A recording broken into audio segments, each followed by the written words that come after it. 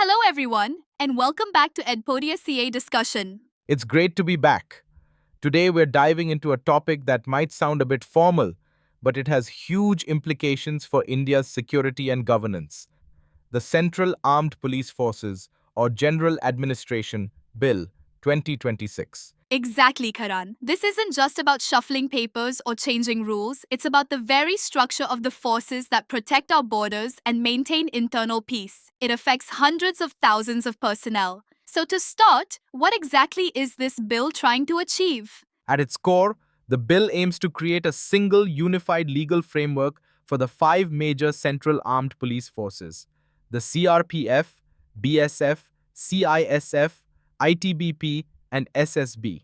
Right, and to really grasp why this consistency matters, let's quickly remind our listeners what these forces do. Let's start with the Central Reserve Police Force, the CRPF. The CRPF is truly the backbone of our internal security.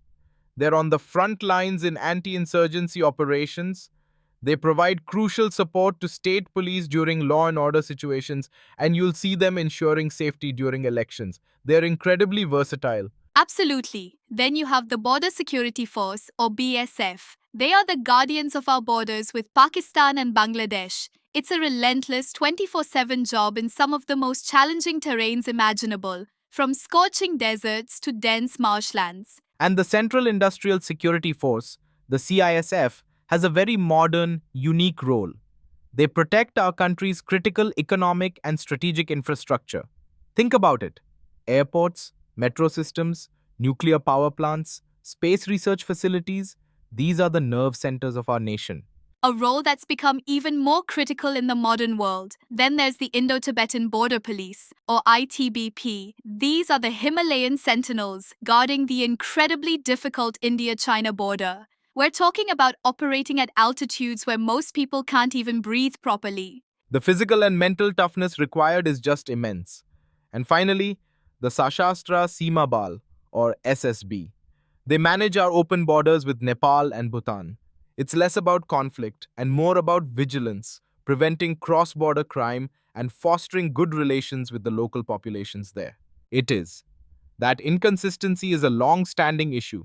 This bill aims to bring much-needed consistency for forces that often work together.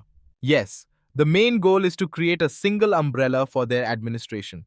This covers recruitment, promotions, seniority, and other service conditions for their Group A officers. So, it's about standardizing the career path for officers, regardless of which of these five forces they're in? Precisely. It removes the ambiguity that came from having separate statutes and ad hoc orders. A unified framework makes the system fairer and more predictable for the men and women serving in these forces. Now let's talk about what's probably the most debated part of this bill, the formalization of deputation for senior posts. Karan, can you break down what the bill proposes? This is a crucial point.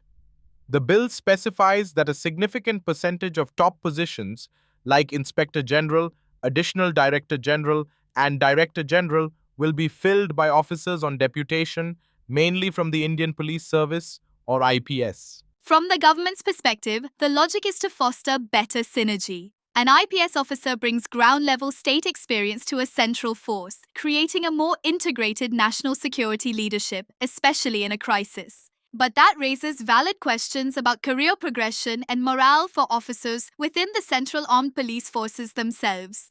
Exactly. The counter-argument is about the glass ceiling it creates.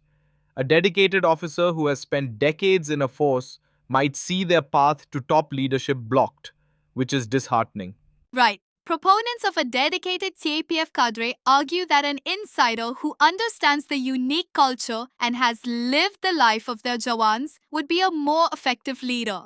And there's the risk a short-term deputation officer might lack the long-term investment in the force's health. The bill tries to balance integration against internal morale. Moving beyond the leadership debate, the bill has a strong governance angle too.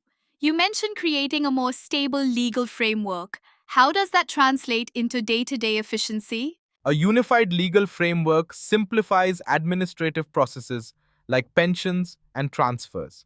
It also ensures officers are judged by the same promotion standards, which fosters equity and can reduce grievances.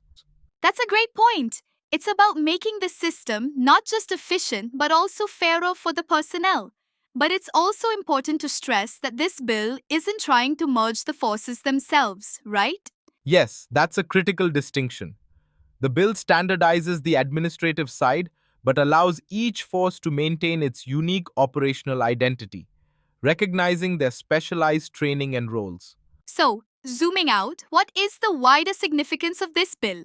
What does it tell us about the direction of India's security architecture? It shows a clear move towards a more integrated and modernized security system. As threats become more complex, a fragmented system is a disadvantage. So, this is one piece in a larger puzzle of security reform. It's a massive undertaking, and its success will depend on careful implementation and addressing the concerns of personnel. Thanks for listening to EdPodia CA discussion. We hope this gave you a clearer picture of this important reform. Do subscribe for more and let us know your thoughts in the comments. Bye, everyone. Bye.